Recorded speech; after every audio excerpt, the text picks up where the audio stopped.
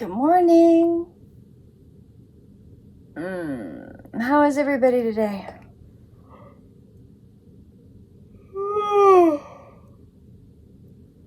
Whew. Morning.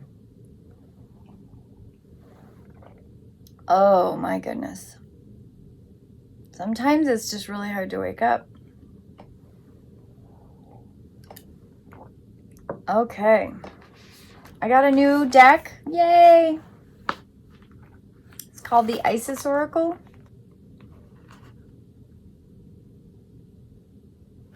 Oh, I just realized there's a prayer on the back. Oh, I'm going to read this. I love it. I have loved you since ancient times, dear child of the light, initiate of the soul path. I honor your light and seek to serve your growth. Even through the darkest challenge, I am there with you, urging you to seek the light through darkness and realize that you will always triumph with love in your heart. I honor your service to the path that I serve, the path of the ancient feminine power, the path of healing, love, and the mysteries of life, death, and rebirth. Power to you, beloved initiate, I love you. What joy there is in meeting you again this lifetime. Your sister priestess in light and love, Isis. Oh, that's beautiful. It's an Alana FairChild Oracle deck. Today's card is Initiation, Spiritual Testing of Ra and the Lady Isis. The digital artwork in this is pretty amazing. Do you see that? So there's Ra, and then you have the sun and Isis. Isn't that pretty? Initiation. Oh, I wanted to show you the back of this card. The back of these cards are amazing. I love it. For advanced aspirants on the path, initiation will occur at various stages. Sometimes your entire life will feel like an initiation, and at other times specific areas will be flowing easiest, while others are deeply challenging. This oracle comes as a confirmation that you are not needlessly suffering. If you can find the light within the struggles and tests or challenges that face you now, you will experience a breakthrough healing. It is almost unbearable solar fire of Ra that can cleanse the soul of wounds, and the love, compassion, and intelligence of Isis that can temper the heat of Ra and stop it from burning and drying you out. Else you would be left with nothing but emptiness, anger, bitterness, and despair. These are not meant to be outcomes of life's challenges. Rather than losing love and hope through challenges of life, the initiate understands that all aspects of growth, opportunities at various stages, are of disguise, waiting to be discovered. As an initiate, this oracle urges you to honor life as a gift and treat any challenge or pressure as a way for you to grow into a brighter and purer light, capable of great spiritual service on this planet. That spiritual service includes growing an ability to be able to love freely and beyond limits, to love with courage and faith. In fact, initiation for you now is an opening to new levels of power, peace, and self-possession, and love. There are such sweet fruits awaiting for you at the top of the tree that you are currently climbing. It may seem as though you are in a barren land that at times with little hope, nourishment, or encouragement. Yet your spiritual oasis is not far away. The Lady Isis and the power of Ra together are helping you grow. I love that.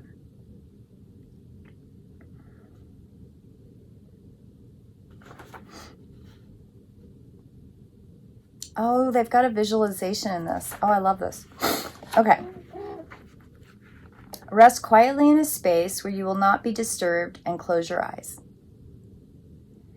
Become aware of a quiet, dark space within your heart that is peaceful and vast. Allow your awareness to travel within until you are aware of the light in the distance, far, far away. Travel towards that light and become aware of a great sun, shining so powerfully that if you kept traveling towards it, it would surely incinerate you. Despite the sun's great intensity, you feel drawn to this light and power. You sense a divine presence within it, ancient and powerful. Suddenly, you feel a sweet coolness, like a breeze fanning over you. You sense the wings of the Lady Isis around you, offering you protection and assistance. Feel her loving gaze and protective, cool barrier she creates between you and the powerful energy of the great sun, using her wings. She holds out a large sacred plate, a golden plate, before you. Upon that sacred plate, you may place any struggle, question, or issue that you are ready to surrender to the divine wisdom of the central sun, knowing that it has the power to consume and destroy any human issue with its great heat and nuclear power. Using your mind, you easily place any issue, thought, and feeling or concern that you already are ready to release on the sacred plate. Just imagine or intend to let it fire out of your mind onto the plate held by the lady. Once you have sent all that you wish to release to the sacred plate, the Lady Isis winks at you and takes the plate in one arm and powerfully hurls it like a great golden discus right into the belly of the sun, where it is gobbled up and burns away effortlessly. Feel the lightness in your being as it is released completely. Allow the Lady Isis to guide your awareness back to your body and your heart by feeling her carrying you in the breeze of her divine wings until your awareness fully enters through the crown of your head and sits gently on your heart, then in your entire body. Hear her whisper blessings of peace and reassurance to you from deep within. Winged Mother, protect me from the fiercest light. She shelters me in the cool sanctuary of her wings in flight. She wraps me safely in her compassion and peace. As with trust, the portal of initiation, I pass through the portal with trust complete.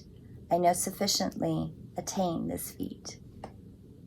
Love that. Oh, initiation is such a powerful word by itself. You know, I have my own journey of initiation throughout the years, and one of the things that comes up with this Isis card is the technical term of initiation when it comes to spirituality in different modalities within spirituality. I have a history of working with Alexandrian Wicca, and there is a initiation process to the mysteries with each stage of growth, with each leveling up, as you say, or mastery of different techniques and becoming aware of the mysteries in different ways. And one of the things that occurred to me many years ago is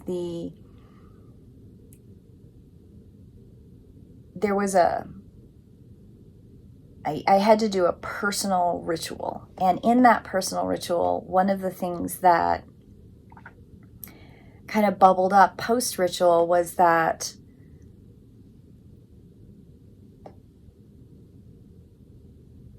when you are conscientiously thinking of divine in the context of masculine and feminine, there is a combination masculine feminine awareness that eases up the juxtaposition between masculine and feminine. And there is a place of peace in realizing that you don't have to struggle. You don't have to needlessly suffer, right? Like every leveling up for many people is this huge obstacle. It can be this huge place of angst and worry and shift. And when that shift happens, the world goes topsy-turvy. And one of the things that I had to work through is the realization that that topsy-turviness was my expecting topsy-turviness, because I had been told that when you initiate, when you go through initiation processes, that your world kind of goes sideways. But that communication to me had been because the person that had experienced and held on to the struggles and the challenges of the obstacle. And I realized in one of my own many years ago that I don't have to have those same challenges. I don't have to have those same struggles. I can choose to go through shifts and changes and growth without that same struggle. I could choose to give up to divine, masculine and feminine, the combination of masculine and feminine.